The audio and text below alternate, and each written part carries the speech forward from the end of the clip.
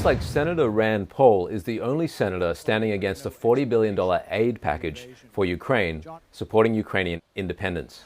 Yes, we all support Ukrainian independence. The question is, at what cost? Since we now understand that Ukrainian independence is a function of what the United States is providing Ukrainians, the question is, how much will Americans be expected to pay, for how long, and how finally will this help Americans, especially at a time of financial distress here in the United States?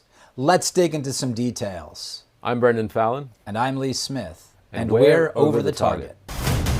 Let's kick off with this fairly controversial quote from Mitch McConnell, laying out just how much of a priority he thinks the war in Ukraine is. I think we all agree the most important thing going on in the world right now is the war in Ukraine.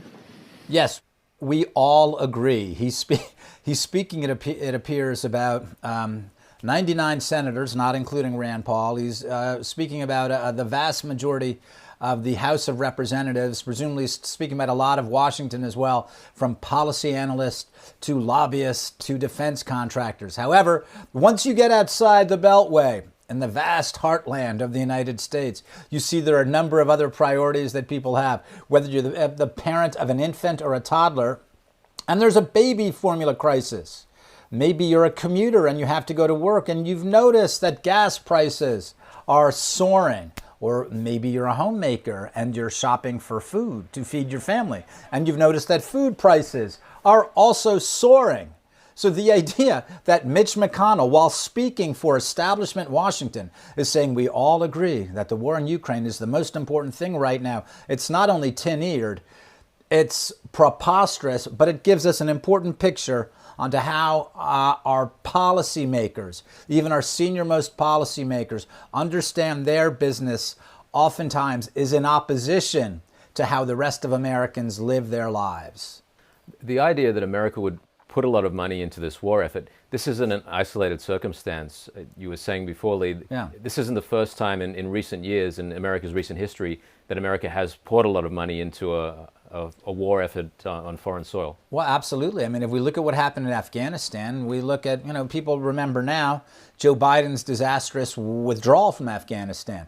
Biden had one thing right, however, and the thing he had right was to get out of Afghanistan. But remember what happened in Afghanistan, and is still, to a lesser extent, happening in Iraq. The amount of money that's being spent, the amount of lives that are being lost, the amount of young Americans who are coming back wounded and disabled, and for what strategic and for what purpose? How, in the end, was fighting for Afghanistani democracy or to establish a national police force, how did this assist the American interest, right? This is like, well, the Taliban might come to the United States and decide to wage terror operations against Americans. How about this?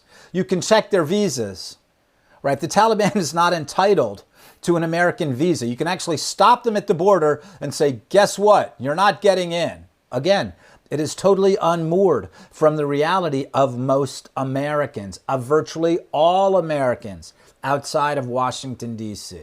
I see a glaring inconsistency here. You mentioned Afghanistan. This is one of the freshest examples of America pouring a lot of money into a war effort. But if humanitarian concerns is such a priority, the Taliban have free reign over Afghanistan now. They're continuing their previous practices of severely oppressing women. So why ignore that? Why make Ukraine such a huge priority? This is a great question.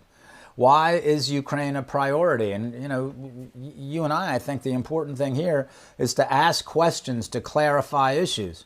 I think that's precisely what we want to know. Why to Mitch McConnell? Why to the Senate? Aside from Rand Paul, I'm sure there are other senators and there are other House members who have questions about this and want to know what's going on. Unfortunately, they're going along to get along. But why is this a vital interest? Why do we need to keep spending money there? And one of the important issues is, how much money are we going to spend there? Because we saw with Afghanistan and Iraq that once this train is in motion, it's very, very hard to stop it, because these conflicts create their own constituencies. They create their own lobbies, right? Not just Washington lobbies, they create international lobbies. so that you have NATO members, you have other European powers, you will have Asian powers, you will have all sorts of powers who will be lobbying for different things in Washington that will be attached to the conflict right now in Eastern Europe. Right? So this is the danger. Once that money train starts rolling, it's very, very, very difficult to stop it. So if I understand what you're saying, Lee, is that this will be used, this money that's been apportioned to go to Ukraine, other lobbyists will jump onto this and use it to get money for their own agendas. Oh yeah, absolutely. I mean, it's not just an arms package and to supply lethal weapons. One of the things that always goes into these packages, and I think it's very important for people to understand what goes on here, because people think of war as it just helps the right, right?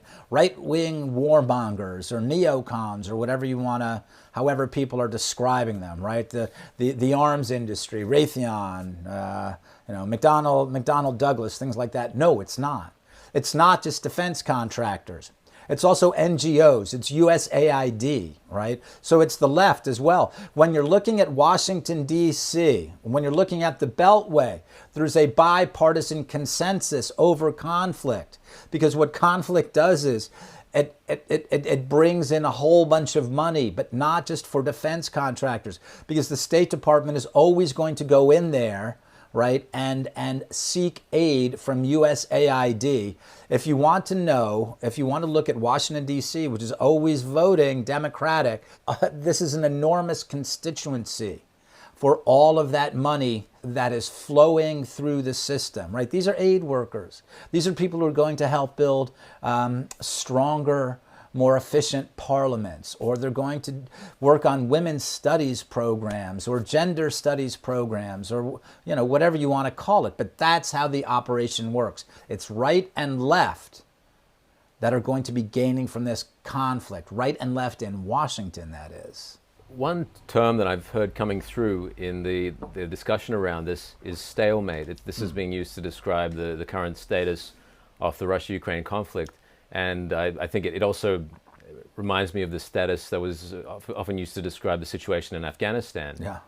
I think we could just listen to this quote from the director of the Defense Intelligence Agency here. Are we reading it now? They have the ability to win if we continue to support without us being pulled into a land war with them. On their own, can they win? I think that is a difficult prediction to make. Right now, I think where the agency is at is a prolonged stalemate should no factor change on either side. In other words, the Russians continue to do what they're doing, and we continue to do what we're doing for the Ukrainians. I see that as a stalemate, not necessarily. Haines, There's something about the way that he says this, and it could just be my imagination, but it's almost as if it's a desirable outcome. It's almost like he talks about this is what the Russians are doing, this is what the U.S. is doing, to achieve a stalemate. Is a stalemate a desirable outcome? Well, I mean, there are certainly times when a stalemate is a desirable outcome, except there are a couple of different factors here. The first factor is, does the United States want to be playing for a stalemate on Russia's borders? Remember, geopolitics is a combination of two different words, right? Geography and politics. If we look at the map, we see that Ukraine is on Russia's border. This is very different from funding a proxy war, as often happened during the Cold War, funding a proxy war in Africa, right? Funding a proxy war on Russia's borders is a very, very different issue. So is that really what we want? We want to be paying for a stalemate on Russia's borders because it's not clear that Russia can afford a stalemate on its borders. At what point does Russia tip over the table and say, okay, enough of the stalemate, we have to go to the wall here and we have to make sure there's not a stalemate because it's our border. Our people live here. We're not content with a stalemate. We're not going to live hemmed in by proxies funded by the United States. So that's one issue.